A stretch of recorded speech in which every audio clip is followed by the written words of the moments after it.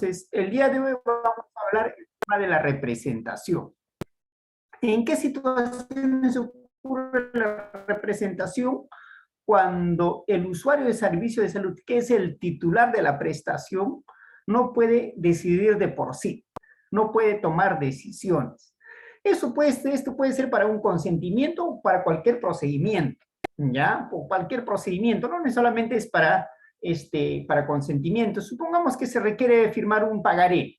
Obviamente una persona que no tiene las competencias y la capacidad de vida no puede firmar un pagaré, ¿no? Supongamos que tenga que suscribir un contrato, igual, ¿no es cierto? Entonces, en todo ese tipo de procedimientos, o digamos de actos en que tiene que participar el usuario de servicios de salud, no necesariamente es el usuario el que realiza, sino puede hacerlo un tercero en lugar de él. Ese tercero que hace en lugar del usuario de servicios de salud se llama representante, ¿ya? Representante. Muy bien. Entonces, eso es lo que vamos a desarrollar el día de hoy. Recuerden que todo proceso de intervención sanitaria siempre es voluntario, ¿no? Y habíamos señalado este cuadrito, que es pregunta de examen, ¿no? Hay una serie de requisitos para efectos de no solamente para un consentimiento, sino pero para cualquier prestación sanitaria, ¿no? Una serie de requisitos para cualquier prestación sanitaria. ¿Cuáles son? Capacidad, voluntariedad, información y competencia. Entonces, esto es básico, eso sí tenemos que saber casi de por vida, porque siempre tenemos que tener presente que la persona con quien estamos interactuando sea capaz. Si no es capaz, tiene que estar su representante, ¿no? Si no tiene capacidad, que es la aptitud del paciente de ejercer, de tomar decisiones, tiene que estar su representante. Si es un menor de edad, por ejemplo, tiene que estar con su representante, que puede ser su papá, su mamá, su abuelito, su hermano mayor, o cualquier otra persona que, ¿cómo se llama? Que actúe en calidad de apoyo, ¿ya? Entonces, no necesariamente tiene que ser un familiar, sino puede ser un tercero, ¿no? Bueno, entonces, eso es importante. Todo usuario de servicio de salud, para efectos de tomar decisiones, sea cual sea esta decisión, tiene que ser capaz. Entonces, si en caso que no tenga capacidad más adelante vamos a desarrollar qué cosa, no puede ejercerlo de manera, ¿cómo se llama? Autónoma, sino a través de un representante. Ese es el primer elemento, no solamente el consentimiento informado, sino para cualquier otro procedimiento. Recuerden que toda prestación sanitaria es voluntaria, no toda prestación sanitaria es voluntaria. Entonces, el tema del toma de medicamentos, del diagnóstico, del tratamiento, siempre es voluntario. En el ejercicio de la libertad, en el ejercicio, ¿cómo se llama? Consciente, ¿no? Entonces, no hay ningún tratamiento que sea contrario a la voluntad, ¿ya? Salvo excepciones, ¿no? Salvo excepciones. Ciertamente hay situaciones en las cuales hay una hospitalización involuntaria y un tratamiento, hay una hospitalización, internamiento involuntario y tratamiento involuntario. O sea, yo puedo tratar contra su voluntad y dar tratamiento e internarlo contra su voluntad. ¿En qué situaciones, por ejemplo? ¿En qué situaciones yo puedo hospitalizar a la fuerza y dar tratamiento a la fuerza? Por más que no me quiera, no tengo que reducirlo y a la fuerza ponerlo su inyección. ¿En qué situaciones creen que ocurre ese tipo de situaciones? Hospitalizaciones, internamientos, tratamientos involuntarios. En el área psiquiátrica. ¿Psiquiátricos? Ya, pero en cualquier situación de psiquiatría. Una crisis.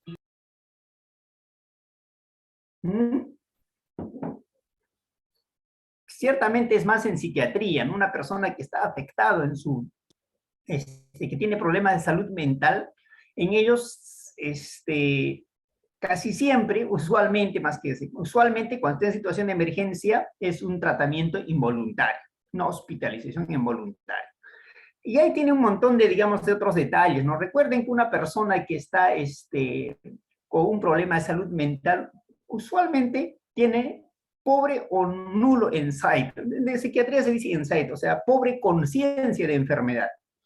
Una persona que está con trastorno bipolar probablemente no sea muy consciente de su enfermedad. Él dice que no está bien, es que está mal, ¿no? Él dice que está bien, ¿no?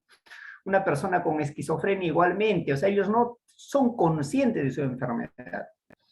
Una persona que está, digamos, una persona con trastorno disocial, él no es consciente de su enfermedad. ¿Ustedes creen que un sicario es consciente de su patología?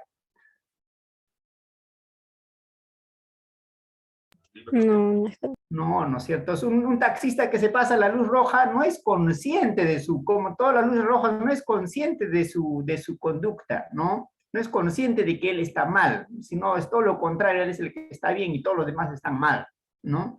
Entonces, recuerden que no, violar todas las normas es un trastorno de personalidad, no es un disocial. Entonces, una persona que es disocial, por ejemplo, cree que él está absolutamente normal, sano, ¿no? O sea, pasarse la luz roja para él es normal.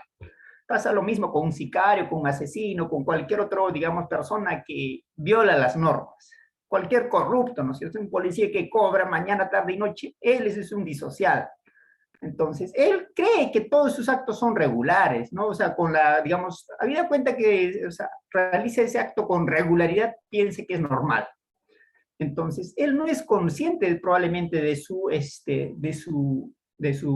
enfermedad, ¿ya? En consecuencia, ellos ciertamente se tiene que darse un tratamiento en esas situaciones de emergencia, ¿no? Un policía que, o sea, obviamente a un taxista que se pasa luz rojo no lo va a internar a la fuerza, ¿no? Él todavía o sea, tiene algún grado de conciencia y es posible todavía, digamos, evaluar su voluntad.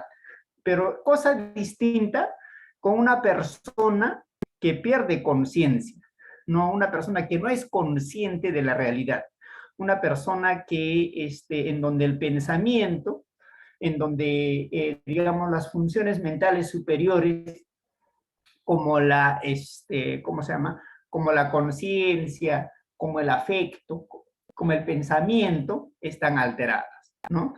Un típico caso, una persona con una agitación psicomotriz, una persona que escucha voces, que le dicen que haga cosas, esa persona no está conectado con la realidad, no es consciente de sus actos.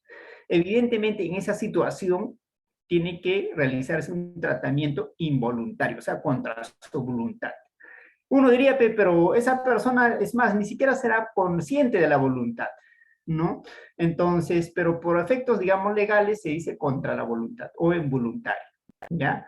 Pasa lo mismo, una persona que está bajo efectos del alcohol o de cualquier otra sustancia tóxica, evidentemente, en esos escenarios también tiene que hacerse un tratamiento contra su voluntad, ¿no? ¿Por qué? Porque no está consciente de sus actos. Imagínate, se toman 2 cajas y ustedes creen que estarán conscientes, probablemente no. Y entonces, dado la situación clínica de intoxicación, tiene que hacerse tratamiento, y sin su voluntad o contra su voluntad, ¿ya? Entonces, hay situaciones en las cuales no necesariamente es voluntario, es inclusive contra la voluntad.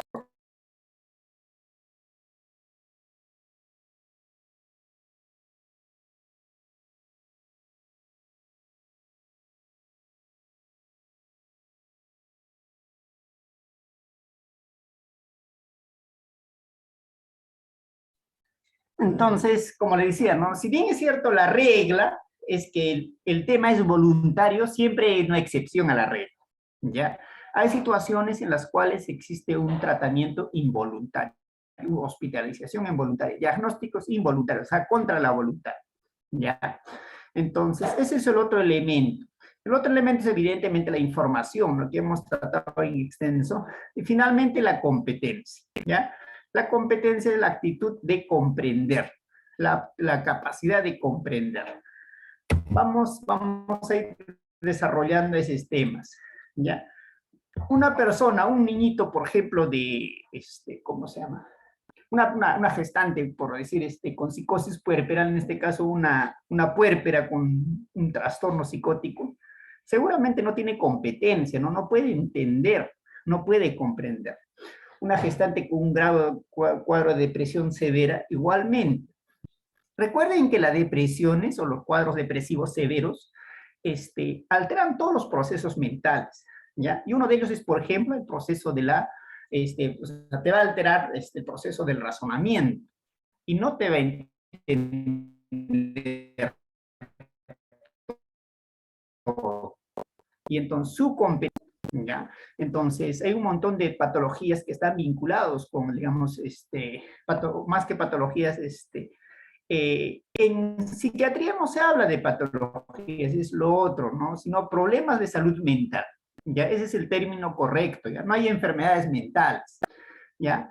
No hay enfermedades mentales, no hay, no sé, pues, como se habla en otros, lo que se habla siempre es, ¿cómo se Trastornos. llama? Problema de salud mental, ¿ya? Problema de salud mental. Antes se hablaba de enfermos mentales, ¿no? ¿Por qué no es una enfermedad, digamos, un trastorno o una afectación a la salud mental, ¿no? ¿Por qué? Porque no se conocen a ciencia exacta la causa, el origen, ¿no? Una depresión, por ejemplo, una ansiedad. Una ansiedad, exactamente uno puede decir cómo ocurre, no se puede saber exactamente. Hay teorías, ¿no? Uno hace una tomografía de un paciente ansioso, obviamente vas a encontrar hiperfunción de alguna zona de la amígdala, del hipocampo, ¿no? Pero ¿por qué? Uno dice, ¿no? ¿Por qué empieza a hiperfuncionar el hipocampo, la amígdala? Entonces, ahí es un poco más de neurociencias, ¿no? Que es un poco complejo. Entonces, pero los trastornos de ansiedad, los trastornos depresivos, o cualquier otro trastorno que se cataloga como problema de salud mental, afecta el tema de la comprensión. Una persona que está deprimida, le vas a hablar, le hablas para que sea fuerte, para que se levante el ánimo, no te va a entender, ¿no? No va a tomar conciencia de esa situación. No, imagínate, a ver, ustedes que son jóvenes, a una jovencita que estaba súper enamorada, le deja o le saca la vuelta, ¿no? Va a entrar en un proceso de depresión que realmente es natural, ¿no? Toda persona que afronta una situación de esa naturaleza, probablemente sí, digamos, entre un cuadro depresivo. El tema es el grado de depresión o la duración de la depresión que pueda uno, que puede desarrollar. Y no solo eso, sino la funcionalidad o la afectación a la funcionalidad, ¿no? ¿Qué significa eso? Yo puedo deprimirme y continuar yendo a trabajar. Si yo soy estudiante, continuar yendo a estudiar, ¿no? Eso, digamos, son cuadros depresivos manejables, ¿no? Pero ¿qué ocurre si esa persona se deprime y no sale de su cuarto? Entonces, a esa persona que está muy deprimido, que no sale de su cuarto, empezamos a hablar, hacerle entender, no nos va a comprender.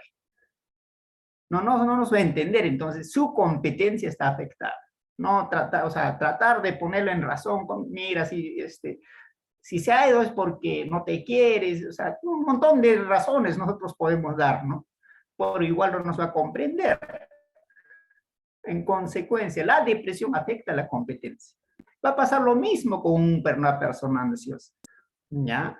O cualquier otro, obviamente, trastorno mental, ¿no? Cualquier otra afección mental. No solamente de carácter, digamos, mental, sino también puede ser físico, ¿no? Puede ser un físico también. Un niñito, por ejemplo, de 7 años, o sea, naturalmente no te va a entender si le explicas que, por ejemplo, no, que es una cesárea, no te va a entender, ¿no? Eso es natural porque hay un proceso de desarrollo todavía, ¿no?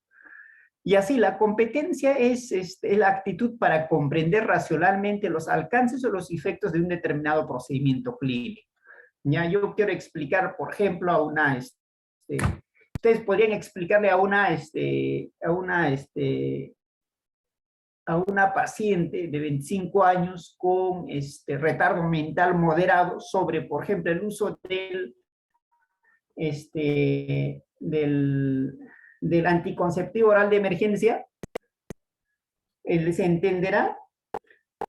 No, no va a entender. Supongamos que es una pacientita de 25 años con retardo mental moderado que ha sufrido agresión sexual. Tiene que ponerle anticonceptivo, o sea, tiene que tomar su anticonceptivo oral de emergencia. Esa persona no es por un problema mental, sino es un proceso orgánico, ¿no? ¿Por qué? Porque cuando estaba por nacer tuvo un sufrimiento fetal importante, con daño cerebral, ¿no? Por hipoxia. Entonces, esa persona que sufrió un daño cerebral importante por hipoxia, o isquemia cerebral importante por hipoxia, porque no se le atendí bien el parto, cuando tenga 25 años, probablemente, o a partir de, pues, obviamente no solamente a partir de cuando tenga 25 años, el señor va a desarrollar un retraso mental o un retardo mental, dependiendo del grado de hipoxia, ¿no? Leve, moderada, severa, ¿no? Entonces, esa persona, por ejemplo, con este retraso mental moderado, no te va a entender, no nos va a entender. Queremos explicarle en qué consiste, por decir, un procedimiento de diagnóstico, cualquiera sea esta, no nos va a entender, entonces no tiene competencia. ¿Ya? Eso es importante tener en consideración. Muy bien, entonces la competencia viene a ser la actitud para comprender racionalmente los alcances y efectos de un determinado procedimiento clínico, ya sea de carácter quirúrgico, diagnóstico o de tratamiento, y poder evaluar la situación logrando ver beneficios y riesgos. Queremos informarle, por ejemplo, a esa pacientita, cuáles son los beneficios o las ventajas, las desventajas de cualquier procedimiento, no nos va a entender, ¿no? Y obviamente, como no nos entiende, no nos comprende, no puede decidir libremente, no puede tomar una decisión, ¿ya? Eso es la competencia. En toda prestación sanitaria, es obligación del profesional de la salud va a evaluar la competencia. Ya nadie va a evaluar la competencia, no va a venir un abogado, ni un ¿cómo se llama?, psicólogo, ni un psiquiatra, porque eso no van a tener, ¿no? Si bien es cierto, o sea, digamos, para efectos legales, quien evalúa la competencia y la capacidad es el psiquiatra, pero es obligación de todo profesional de la salud, antes de prestar un servicio sanitario, evaluar la competencia y la capacidad de las personas. Ya, todos, esa es una regla general. Claro que no evaluarán con todo, digamos, con el detalle que evalúa el psiquiatra, ¿no? Pero sí tenemos que evaluar la competencia de esa persona, ver si esa persona está entendiendo, está comprendiendo. La comprensión no solamente puede ser digamos, por las competencias intelectuales, puede ser por un tema cultural, ¿no? Si vamos a una comunidad shaninka, queremos explicar algo de la medicina occidental, probablemente tampoco nos va a entender del todo, ¿no? Vamos a una comunidad aymara, una comunidad quechua, también seguramente no nos va a comprender del todo, ¿no? Imagínense ustedes tratar de hacer entender que la sangre es buena para ciertos tratamientos a un testigo de Jehová, por ejemplo. ¿Ustedes creen que los van a convencer? A pesar de que puede ser un abogado, un médico, ¿cómo se llama? Ese testigo de Jehová.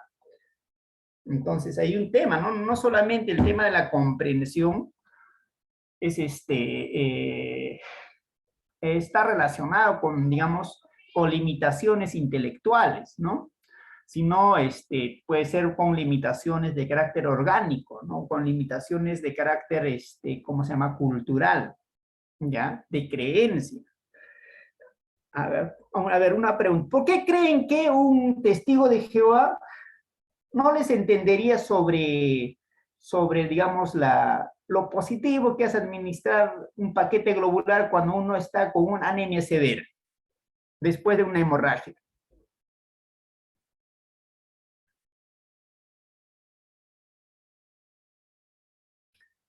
¿Qué dicen? ¿Alguien?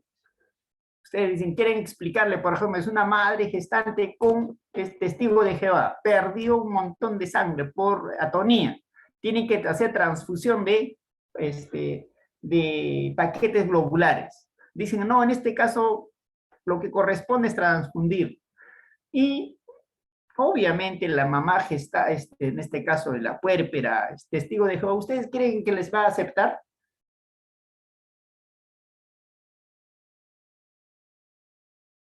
¿Qué piensan? No, profesor, no aceptan porque estarían en ¿Alguna contra vez han de tenido este tipo de su... bueno, van a tener problemas de esa naturaleza, ¿no? Problemas de esa naturaleza. Entonces, ahí hay un tema, ¿no? ¿Por qué creen que ellos no aceptan? O sea, ¿cuál es digamos, no les parece razonable? Por eso ahí viene el tema de la racionalidad, ¿no? Uno dice, pues mira, si yo quiero salvarme, si el médico o el profesional de salud me dice que tengo que ponerme el paquete globular, pero yo no quiero, y entonces, ¿no le parece algo irracional? Para uno sí, ¿no? Puede ser para algo racional, pero hay un tema de, como les decía, de libertad de conciencia muy importante detrás de ellos, ¿no? Que tiene, bueno, yo como, por ejemplo, ¿cómo se llama? Residente de psiquiatría que tiene algún grado de, digamos, de irracionalidad, ¿no? Hasta delirante uno puede decir, pero ahí está, ¿no? O sea, es cuestión de evaluarlo, ¿ya? Entonces es importante, pero no obstante ello, ciertamente uno tiene que respetar digamos, las creencias de las otras personas, aunque parezcan estar contrarias a sus creencias, ¿no? Claro, pero justamente estaría en contra de su religión, pero ¿no les parece que, digamos, la vida está por encima de la... O sea, si alguien te dice, mira, si no te pones paquetes de glóbulos rojos, o sea, vas a fallecer, ¿no? Porque hay alta probabilidad. Y entonces, ¿no les parecería razonable que, bueno, pues sí, pero o sea no les parece razonable, no, prefiero morir digamos, creyendo digamos, o sea, entre comillas, supongamos que fuese una contravención a las reglas de la religión, contraveniendo y vivir. Entonces, esa parte parece un poco irracional, ¿no? En el mundo hay un montón de sentencias sobre eso, ¿ya? Hay una reciente de hace 2 días en la cual se le ha retirado la patria potestad a unos padres, si no me equivoco, esto es en Noruega, padres testigos, que evitaron, que se negaron que se le realice transfusión sanguínea.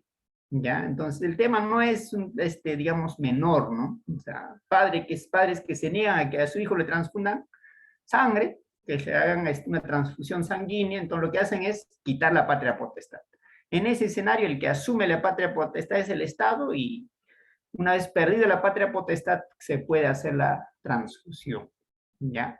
Entonces, no es un tema menor. Entonces, no solamente es la competencia, sino es el tema de la capacidad. Esos 2 elementos siempre tenemos que analizar, capacidad y competencia. Competencia, comprender, la capacidad de comprender, ¿ya? Una persona que está bastante afectado en su salud mental, ciertamente no nos va a entender nada, ¿no? Una persona que está afectado en su conciencia, en el sistema consciente, en su proceso perceptivo, no nos va a entender nada. Un sordomudo, por ejemplo, que hablemos, o sea, no tiene ningún trastorno mental, ¿no? Ninguna afectación mental, pero solamente es sordito. Tampoco nos va a entender. ¿Ya? Entonces, ese tipo de, digamos, situaciones limitan la comprensión. Muy bien. El otro elemento es la capacidad. Es la aptitud de las personas para ser titulares de derechos y adquirir obligaciones. Es un poco mucho de derecho, ¿no? ¿Qué significa? Básicamente la capacidad es la capacidad de decidir, ¿ya? Entonces, capacidad nosotros adquirimos a los 18 años. Entonces, uno cuando tiene 18 años adquiere todos los derechos. Uno de ellos, por ejemplo, casarse, ¿no?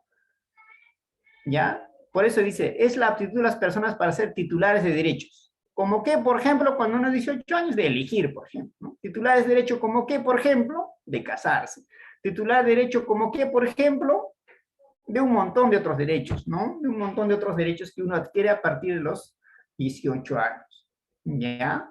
Entonces, y no solo eso, sino además de ser titular de obligaciones, ¿ya? Titular, o sea, los dos a la vez. O sea, tú tienes el derecho a y además la obligación a la vez. ¿Y eso cuándo ocurre? A partir de los 18 años. Ya, porque antes de los 18 años tú eres titular de derechos, más no de obligaciones. ¿Ya? Entonces, todos tenemos derecho a la vida, desde la concepción. ¿Ya? Entonces, el solo hecho que sea uno titular del derecho no significa que sea capaz.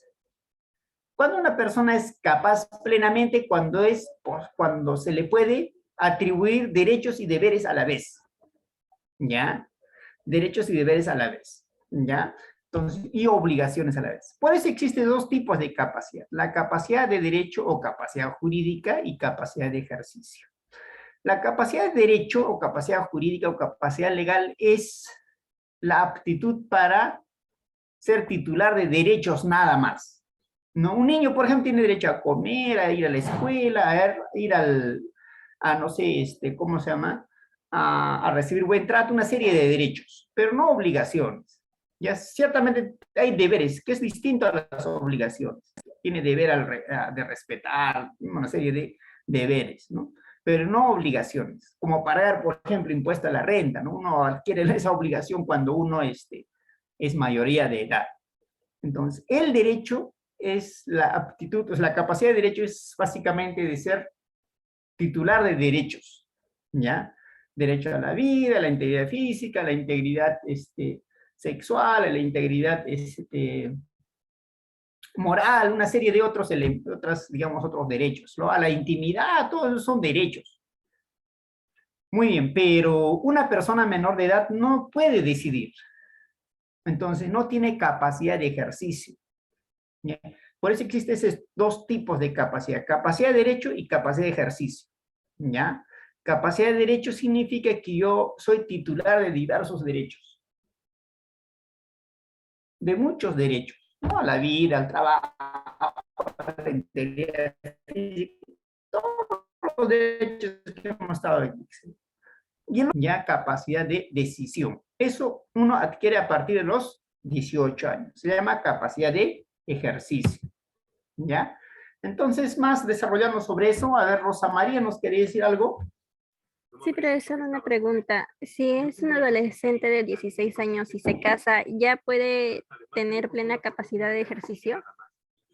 Sí, justamente hay situaciones en las cuales antes de los 18 años se adquiere capacidad de ejercicio. Justamente más adelante vamos a ver ese tema. ¿Ya? Muy bien, entonces hay situaciones en las cuales se adquiere ciertamente capacidad de ejercicio de manera, digamos, previa o antes de cumplir los 18 años, ¿ya? Pero también eso es una capacidad de ejercicio limitado, ¿cierto? Solo para ciertas cosas en situaciones determinadas. Muy bien, capacidad de derecho. Esta consiste en la aptitud de persona para ser titular de derechos y adquirir obligaciones, ¿ya? Adquirir obligaciones. Y capacidad de ejercicio, aquella que permite a las personas ejercer por sí mismas sus derechos. ¿Ya? Por ejemplo, dice, el niño tiene derecho a la alimentación. Esa es capacidad de derecho. Pero ¿puede el niño reclamar ante un juzgado ese derecho? ¿O ante cualquier autoridad? No, porque no tiene capacidad de ejercicio, sino tiene que representar. Alguien tiene que representar que es su mamá. ¿Ya? Entonces, por ejemplo, ¿no? Una niña de 15 años que tiene su hijito, tuvo una pareja irresponsable y la pareja de 17 años o de otros 15 años no puede cumplir con las obligaciones de alimentos. Entonces, ese niño de 1 mes, 2 meses, tiene derecho a la alimentación, a la integridad, a la salud, todos los derechos que nosotros tenemos. Pero habida cuenta que por su, digamos, edad no puede valerse de sí mismo. Ciertamente alguien tiene que proveer y hacer efectivo ese derecho. ¿Quiénes son esos alguienes? Los padres. Ambos padres. Muy bien, entonces. Si bien es cierto, la mamá de alguna manera cumple, pero el padre también tiene la obligación. Y entonces, ese niño de 1 mes tiene derecho a la alimentación, pero puede reclamar, o puede ejercer ese derecho, no. Tiene que representarse. Alguien tiene que representar. ¿Quién sería la persona que represente? La mamá. Pero tenemos una mamá que tiene 15 años. ¿Qué hacemos? Lamentablemente a partir de los 16 a partir de los 16 y recién ¿cómo se llama? Se adquiere ese derecho. Esa capacidad más que ese derecho, esa capacidad. ¿Ya? Entonces eso es importante, ya esas cositas, ¿no? Entonces, en ese escenario tendría que ser el representante de la mamá. O sea, dependiendo también, a la mamá puede ser que la patria potestad lo tenga la mamá, entonces solamente tendría que ser la mamá de la mamá del niño. ¿Ya? No sé si me entienden esa parte, ¿no? Supongamos que es una niña de 15 años, tiene un hijito. Padre irresponsable, no quiere dar alimentos. Tiene 15 años, vamos a poner más abajo, 14 años, ya 14 años. Tuvo un niño, el padre es responsable de 17, no quiere dar alimentos. Tiene que reclamar derechos, tiene que reclamar alimentos. Ese niño de un mes no tiene capacidad de ejercicio, ¿ya? No tiene capacidad de decisión, no puede ejercer sus derechos de manera por sí misma, como dicen, ¿no? De manera autónoma, sino tiene que hacerlo alguien, un tercero, que se llama representante. Ahora, su representante de ese niño es otro adolescente, que en este caso tiene 14 años. Entonces, ¿ese adolescente puede representar a su hijo? No, no, no, no puede, por lado que esta vía tiene 14 años. Si tuviera 16 ya. Uno. Dos. ¿Quién tiene que representar? El representante de esa niña, ¿no? Representante de ese adolescente de 14 años. ¿Qué ocurre si por un tema de problema familiar, es una familia disfuncional, la patria potestad lo tiene la mamá? Entonces, la única que puede representar a esa niña de 14 años para que reclame alimentos para su hijo de un mes es la mamá de esa adolescente. ¿Ya? Entonces, pero puede que esa niña de adolescente no tenga ni papá ni mamá, murieron en un accidente, pero sí tiene un hermano mayor de 18 años. Entonces, el que puede representar es ese hermano, siempre y cuando que ese hermano también sea capaz, que tenga competencia. ¿Ya? Eso es importante. Todas esas cositas es un tema importante ya. ¿Y por qué es importante el sector salud? ¿Por qué? Porque ahí viene el tema de quién es su representante, más aún cuando son gestantes adolescentes, ¿no? Oye, ¿a quién le doy a quién lo entrego al paciente? A la mamá, al papá, al hermano, al abuelito, ¿ya? Eso es básico, por eso es importante el tema de la capacidad, el tema de la competencia y el tema de la representación. Por eso es importante, porque pueden entregarlo al niño o la gestante a una persona que no tiene capacidad de representación. ¿Ya? Muy bien, entonces, por eso es importante este tema de representación. ¿Dónde nace? En la ley. En la ley, en la ley 29414. Ley que se conoce o ley que establece los derechos de las personas usuarias de servicios de salud. ¿Ya?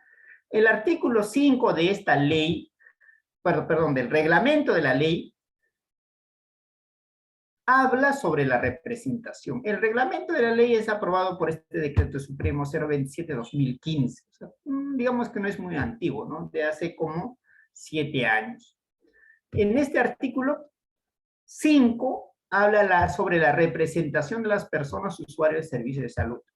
¿Ya? El primer supuesto es cuando una persona usuaria tenga capacidad de ejercicio. Ya hemos hablado que es una capacidad de ejercicio. O sea, capacidad de ejercicio es cuando una persona puede decidir por sí mismo.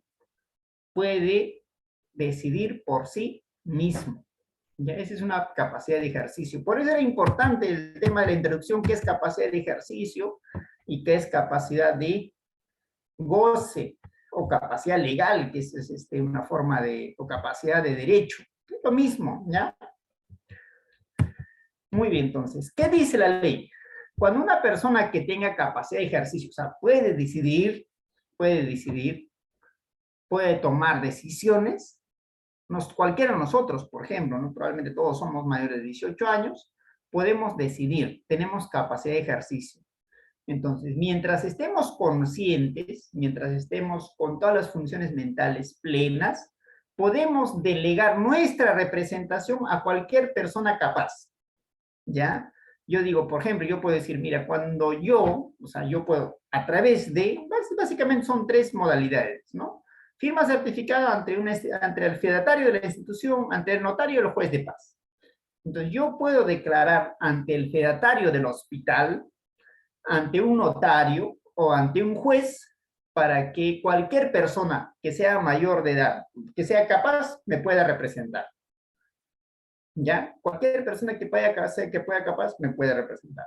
No necesariamente esa persona que me va a representar tiene que tener algún vínculo familiar.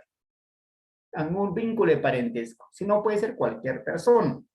Puedo delegar delegar mi representación a mi mejor amigo, que es capaz, es válido, ¿ya? Pero ¿por qué se delega? Porque por obvio mañana me pasa algo, entonces tú me vas a representar, ¿ya? A eso se refiere este tema de cuando una persona capaz delega su representación a otra persona capaz, ¿ya? Una persona con capacidad de representación, perdón, capacidad de ejercicio, delega su representación a otra persona con capacidad de ejercicio, ¿ya? Por ejemplo, Rosa María delega su representación a su otra compañera, ¿no? A cualquier compañera, a Prado. Y entonces, eso es este supuesto, ¿ya? Ocurre ciertamente cuando ambos tienen que estar conscientes, ambos tienen que tener capacidad, competencia, tienen que tener capacidad de ejercicio. Entonces, pero cuando tengo que delegar antes de que ocurra algo, ¿no es cierto? Hoy día puedo delegar, mira, si por A me pasa algo en la sala, tú me vas a representar. ¿Ya? Es una especie de, digamos, es una medida de precaución, ¿no?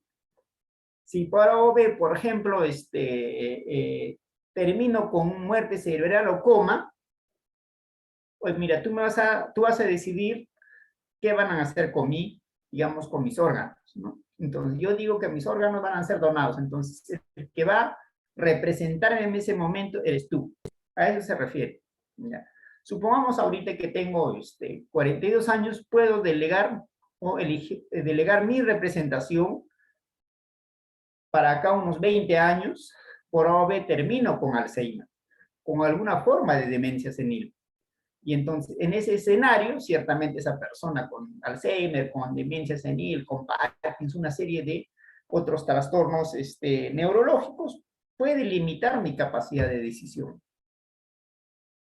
Y en consecuencia puedo delegar esa capacidad a una persona, se llama representación, ¿ya?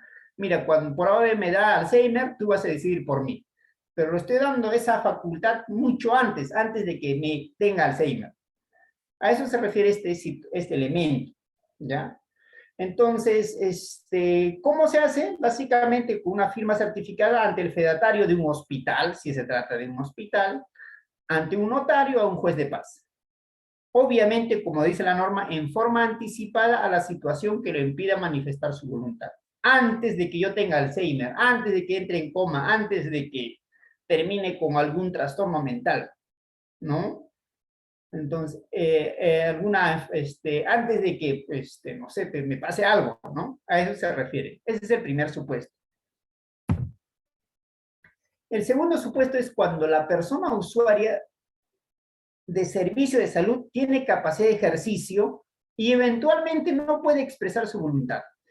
¿Qué significa eso? Mira, yo soy plenamente capaz en este momento, pero mañana me pasa algo y no puedo decir, pero no dejé mi representación, no fui donde el notario ni donde el fedatario, no juez para decir quién me va a representar. A eso se refiere este supuesto, ¿ya? Una persona con capacidad de ejercicio eventualmente no puede delegar su representación, ya no puede expresar su voluntad. Y en ese escenario, ¿quién va a decidir por mí? A esto se refiere este supuesto, ¿ya? Una persona mayor de edad con capacidad de ejercicio sufre accidente de tránsito, está inconsciente. Eventualmente a eso se refiere, ¿ya? Ayer estuvo absolutamente consciente, con capacidad de ejercicio, sufre un accidente, no puede decidir, ¿ya? Es una gestante de 32 semanas de edad gestacional con preeclampsia o con eclampsia, presenta, ¿cómo se llama? Hemorragia subaracnoidea por su eclampsia, no puede decidir. Ya, a pesar de que ayer estaba súper bien, ¿no? Si bien es cierto tenía su eclampsia con tratamiento, pero hoy día tuvo una hemorragia subaracnoidea por su eclampsia y perdió la conciencia. Y obviamente no puede expresar su voluntad en ese estado. ¿Quién decide por esa gestante que ayer estaba bien, hoy día se le complica? se le complique y no puede decir. ¿Quién decidirá? La norma dice, según a los lazos de consanguinidad o afinidad establecidos en la norma civil. ¿Ya? Básicamente por parentesco de consanguinidad o de afinidad. Recuerden que el parentesco de consanguinidad está relacionado con parentesco de sangre, ¿ya? Parentesco de sangre. O parentesco por afinidad que nace con el matrimonio o con la convivencia, ¿ya? Entonces, si es una gestante casada, obviamente el que le representa es el cónyuge, no hay un parentesco por afinidad. Pero, ¿qué ocurre si es una gestante que no se sabe quién es el padre y entra en esta situación inconsciente? ¿Quién decide por ella? Tiene papás, tiene hermanos, tiene abuelitos y tiene amigos y amigas. ¿Quién decide por ella? Los padres. Claro, o sea, los padres, ¿no? Siempre y cuando que esos padres tienen capacidad de Gran ejercicio, capacidad. tienen competencia, ¿ya? ¿Qué ocurre si su papá es un abuelito con Alzheimer? Obviamente no puede decidir. ¿Qué ocurre si la mamá es una abuelita con demencia senil? A pesar de que sea su mamá, no puede decidir, no puede representar. Esas cositas antes de tenemos que evaluarlo justamente, ¿no? Por eso es que el tema de la competencia, capacidad y competencia es una evaluación que tiene que hacer el profesional de la salud, nadie más, el profesional de salud. Así dice actualmente la norma, ¿ya? Yo antes de hacerlo firmar cualquier procedimiento, explicar, tengo que dirigirme con la persona correspondiente. Si yo tengo que informarle sobre las complicaciones de mi gestante, no voy a ir a explicar al vecino, sino a la persona que tiene capacidad de representación. Ustedes quieren explicarle, por ejemplo, cómo va la gestación de alguna persona, aparte de explicarle a la gestante, ¿a qué más tienen que explicarle? ¿Van a ir a explicar al vecino? No. A los hijos, si fuese mayores de edad, probablemente porque tienen competencia, no tienen capacidad y competencia. Y además tiene derecho a información. Entonces, esas cositas es importante, ¿ya? No pueden ir a explicarle a alguien que no tiene ningún vínculo de parentesco o de afinidad, parentesco por afinidad o por consanguinidad. Tiene que tener algún tipo de vínculo. ¿Ya? Eso es importante. Por eso sí, digamos, es básico este tema de la representación. ¿Qué más tenemos? Eso de eventualmente, cuando habla de eventualmente, se refiere que de un momento a otro no puede, ¿cómo se llama? Representarse a sí mismo. De un momento a otro porque sufre un accidente, porque está inconsciente, porque se le complicó algún tema y no está afectado su sistema consciente, su pensamiento, su percepción, cualquier otro, digamos, elemento que influya en la capacidad de decisión, en la voluntad, ¿no? Entonces eso es importante, ¿ya?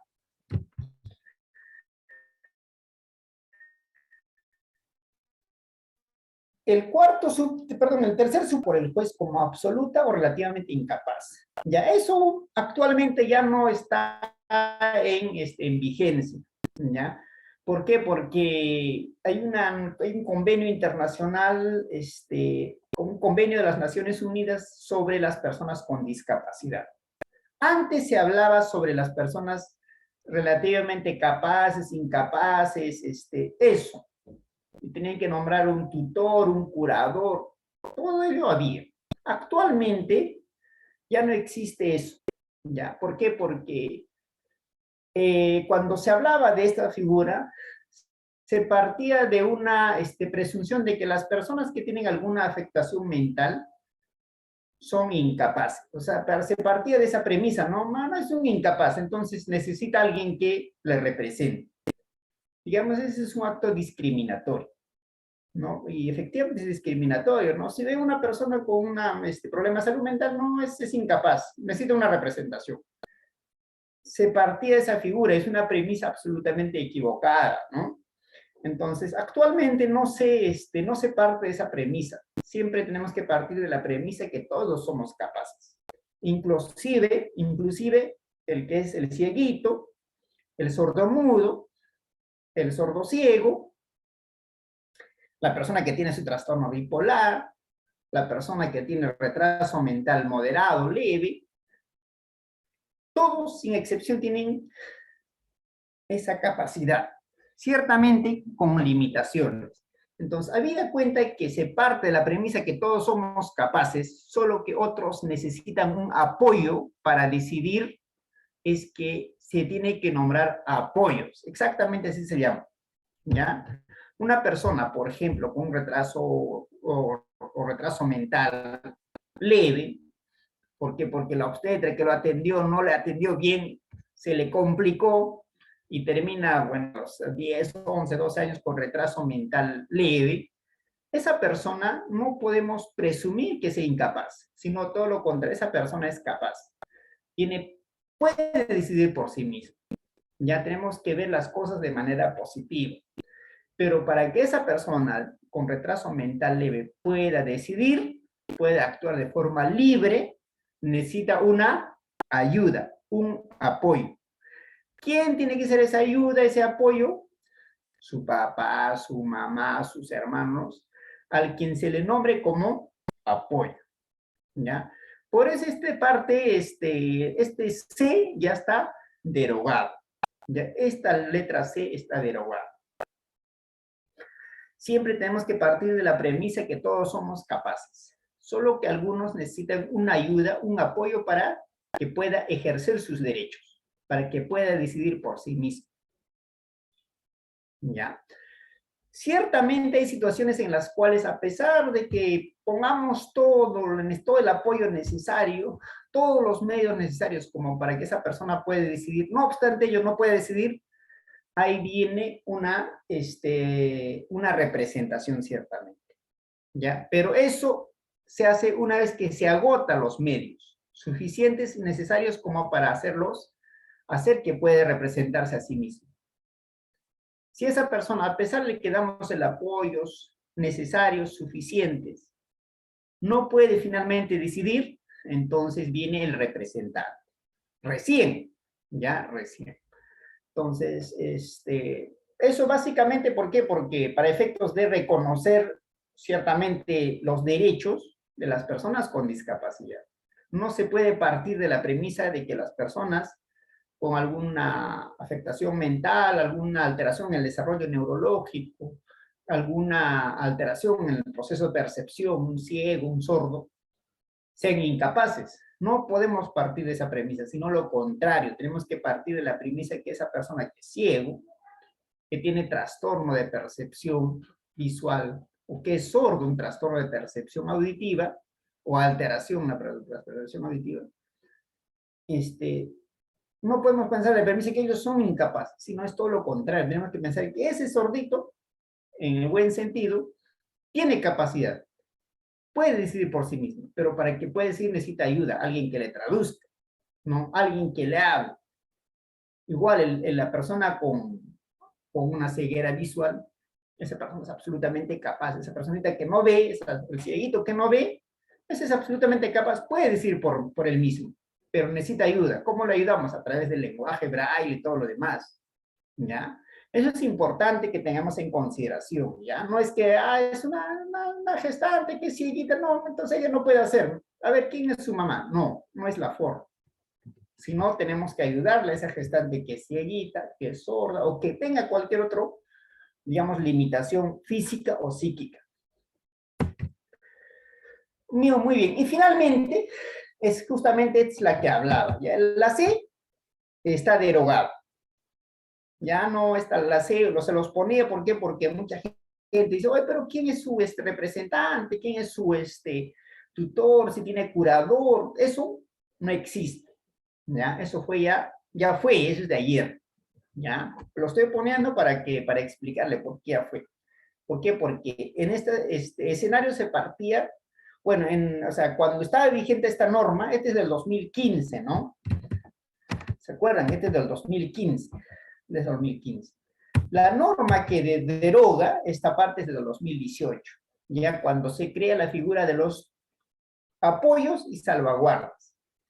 ¿Y por qué se pone apoyo? Justamente, ¿por qué? Porque las personas con alguna limitación física o psíquica necesitan una ayuda, un apoyo para que puedan ejercer sus derechos. Por eso se llama apoyos, ¿ya? Ojo, es pregunta de examen, es el tema de los apoyos, ¿ya? Apoyo. Y ahora, ¿cómo se nombra el apoyo? Ciertamente el apoyo puede ser la mamá, el papá, el hermano, una persona con capacidad, con competencia, obviamente, ¿ya? No es que el hermano o la papá que es el apoyo va a decidir, sino ella va a ayudar para que la persona con alguna limitación psíquica o física pueda ejercer su derecho, pueda hacer valer su voluntad, ¿ya? Muy bien, eso es el apoyo. Y finalmente, la D. Cuando una persona usuaria sea menor de edad, menor de 16 años, menor de edad de 16 años, dice, no es que sea menor de 16, sino menor de edad de 16 o más. Ahí falta una coma, ¿no? Menor de edad de 16 o más años y su incapacidad relativa haya cesado por matrimonio o por obtención de título profesional que le autorice a ejercer una profesión o oficio conforme a lo establecido en el Código Civil, no requerirá representación, ¿ya? Una persona de 16 años, una gestante de 16 años, que se casa, o bueno, su gestación deriva de un matrimonio, obviamente ella no necesita que lo represente, ¿ya? No necesita que se lo represente. Ella misma ciertamente puede representar a su hijo y ejercer todos los derechos y obligaciones a la que es el titular, ¿ya? Y obviamente, ¿dónde dice o cómo es el tema de que en qué situaciones digamos, se adquiere capacidad cuando es mayor de edad? Básicamente lo que dice es el Código Civil, ya conforme a lo establecido el Código Civil y no requerirá representación. Muy bien, ¿qué más tenemos? Básicamente eso es el tema de la representación. ¿Preguntas, dudas?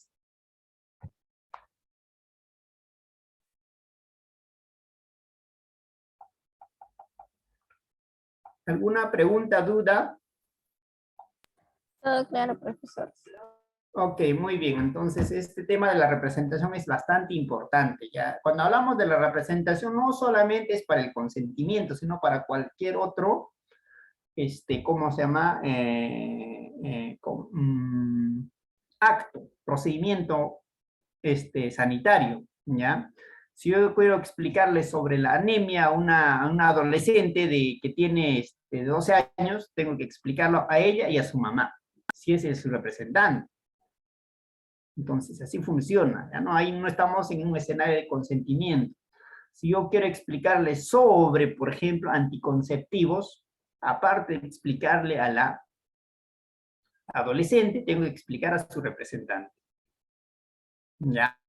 Eso es importante.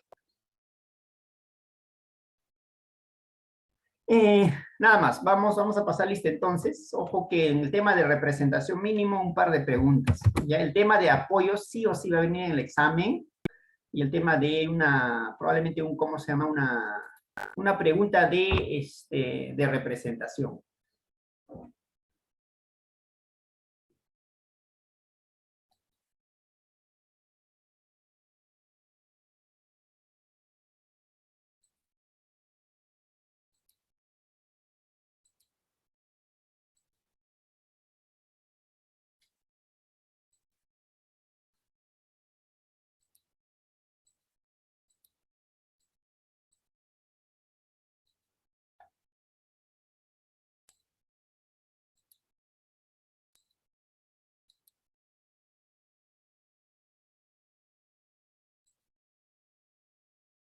Un minuto, por favor, vamos a pasar lista.